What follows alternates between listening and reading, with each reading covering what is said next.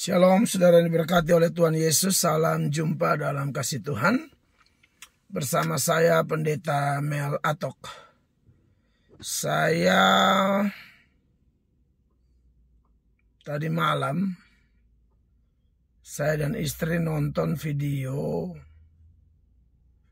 Pak Saifuddin Ibrahim. Juga kami nonton videonya Pak Joshua Tewu. Kami ikuti karena ini sudah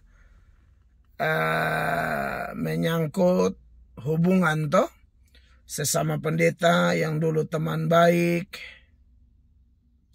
yang dulu kerjasama, tiba-tiba saling berkomentar satu dengan yang lain melalui channelnya masing-masing. Dan jujur aja sebagai orang Kristen, sebagai pendeta, kami melihatnya agak kurang nyaman. Ya jujur saja kurang nyaman karena isinya itu loh. Kalau kita menanggapi karena ada kesesatan dan lain sebagainya, itu memang kedengarannya lebih baik, lebih enak karena itu berguna bagi banyak orang toh, berguna bagi gereja, bagi umat. Ya saya bukan bilang menanggapi seperti isi video dari Pak Saifuddin dan Pak Joshua Tewu itu bukan tidak berguna, memang ada baik juga sepanjang itu adalah memang fakta. Karena kita tahu bahwa Paulus juga sering menyebut nama orang-orang tertentu seperti Alexander dan beberapa nama lain yang jelas-jelas mempunyai masalah secara moral, ada juga yang secara ajaran. Tapi ya saya hanya mau menyampaikan bahwa waktu nonton itu saya dengan istri kami dua baru pulang pelayanan. Kami lihat video itu dan kami dua rasa agak kaget begitu ya. Dan isinya memang keras, khususnya dari videonya Pak Saifuddin. Waduh, itu isinya luar biasa yang 21 menit itu ya.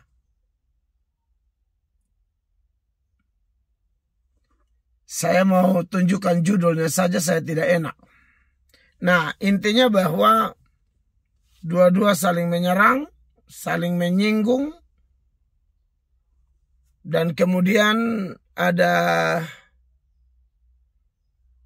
satu seruan penuh kasih ya dari Pak JT kepada Pak Saifuddin Ibrahim.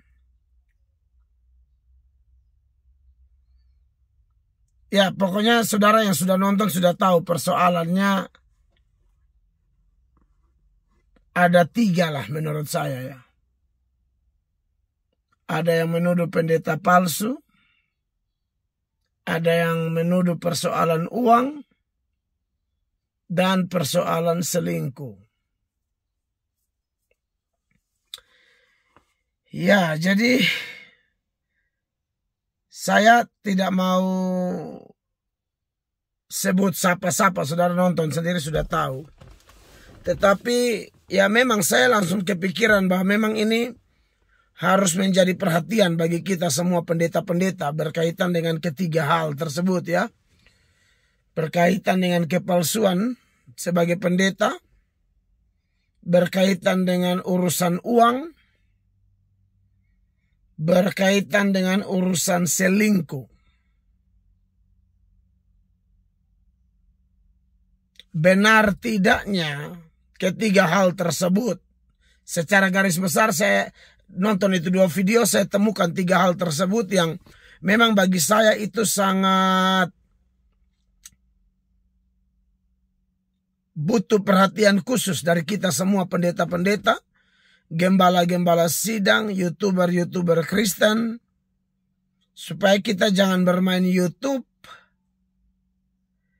Kita bermain YouTube dengan label beritakan Injil.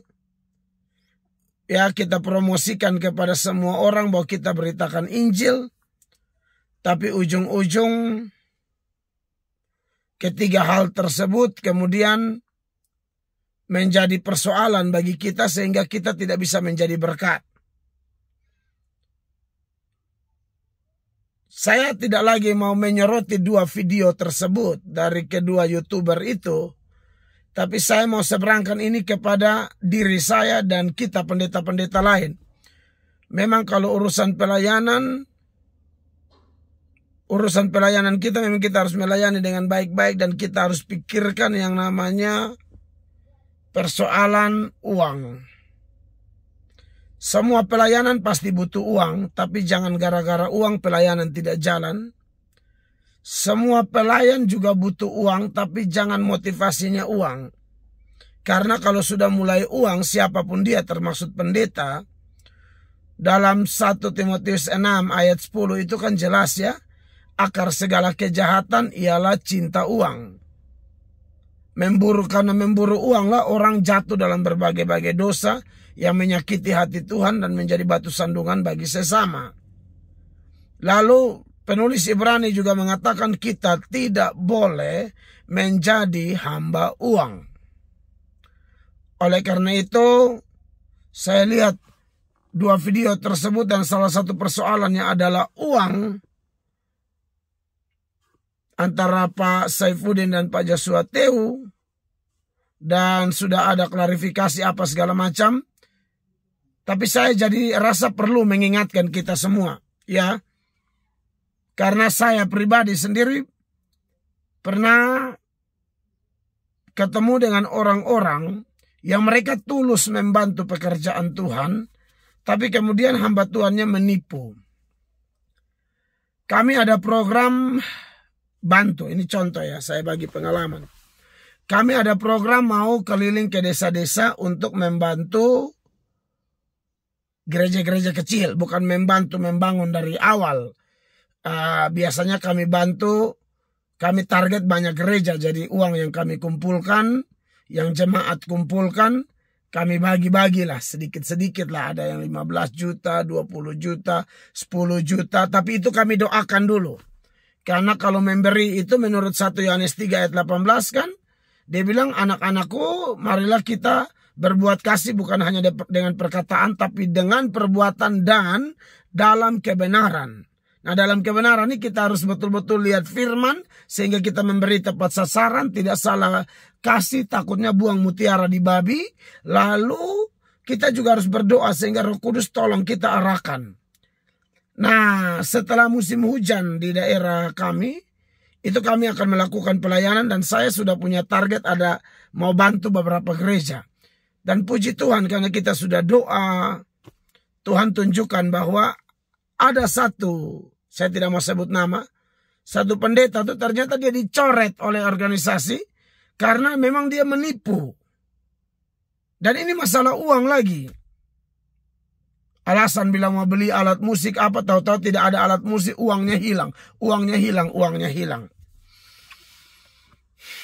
Makanya saya pikir waktu nonton video itu saya langsung kepikiran menyeberangkan ini buat kita semua pendeta-pendeta untuk menjaga kepercayaan sehingga jangan gara-gara uang nama baik kita rusak lalu orang juga akhirnya kecewa dan bisa berakibat mereka mundur. Bagi yang rohaninya masih bayi yang mereka baru belajar kan, mereka selalu lihat figur begitu. Jadi kita hati-hati. Yang kedua, persoalan selingkuh. Memang persoalan selingkuh ini, saudara-saudara yang diberkati oleh Tuhan, saya pikir juga perlu diperhatikan supaya jangan sampai ini terjadi buat kita pendeta-pendeta ya, yang sudah jatuh ya bangkit, dan yang sudah jatuh ya mengaku rendah hati. Kalau kita ada di organisasi gereja yang mendisiplin kita ya, ikuti saja disiplin yang ada. Saya sudah pernah berbagi, ada pendeta selingkuh, ketahuan, mengaku, didisiplin, dan akhirnya justru dia lebih dipakai Tuhan lebih luar biasa karena kerendahan hatinya. Ya, jaga rumah tangga kita. Saya nonton khotbah dari Ibu Debbie ya, Debbie Basir. Mungkin kapan-kapan saya mau respon khusus itu. Dalam khotbahnya Ibu Debbie itu saya nonton di Facebook ya. Ada pendeta selingkuh, istrinya sudah tahu. Dia larang istrinya kasih tahu. Dia bilang kalau kau kasih tahu saya selingkuh, nanti kita makan apa gitu loh. Lalu Ibu Debbie bilang mau jadi apa bangsa ini kalau pendetanya selingkuh gitu loh. Ya saya tidak tuduh siapa-siapa, tapi ingat pendeta tuh pasti banyak yang simpati kita, banyak yang mau cerita dengan kita, banyak yang mau share dengan kita. Jangan memanfaatkan keadaan itu seperti pendeta Stephen Tong bilang, menginjil tapi dengan bibit setan. Dia menginjil tapi sudah ada pikiran kotor, mau tidur dengan ini perempuan lah segala macam, dan ini bahaya sekali. Sudah banyak kisah pendeta sekalipun jatuh dalam hal ini. Jadi waspadalah kawan-kawan pendeta. Dan yang ketiga, seputaran pendeta palsu. Hati-hati kalau sudah mulai uang, selingkuh, ya lama-lama kita bisa palsu betul. Oleh karena itu sebagai hamba Tuhan, saya meresponi ini dan saya berharap, ya semoga aja dari video-video mereka kita bisa tarik pelajaran buat kita waspada. Kita jangan merasa diri lebih kuat juga. Maksudnya langsung waspada gitu loh. Tarik ke diri dan waspada. Karena 1 Korintus 10 ayat 12 bilang, kalau ada orang yang menyangka dia teguh berdiri, hati-hati supaya dia jangan jatuh. Saya ngomong ini bukan karena saya lebih hebat. Tidak. Saya bagi ini untuk kita semua berjaga-jaga ya. Kiranya video sederhana ini memberkati Anda sekalian. Sampai jumpa. Tuhan Yesus memberkati.